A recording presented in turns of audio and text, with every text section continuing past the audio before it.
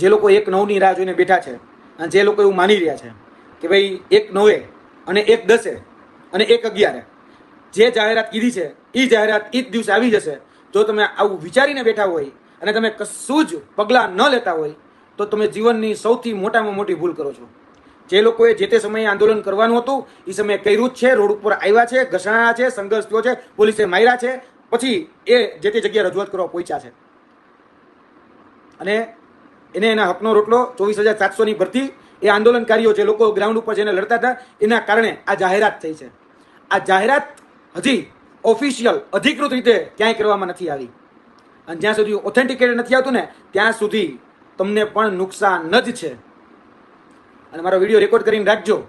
ચલાવવું હોય ને તો 1/9, 1/10 અને 1/12, 1/11 એ ત્રણેય દિવસે ચલાવજો અને યાદ રાખજો કે એ દિવસે એ જાહેરાત નહીં જ આવે. જાઓ.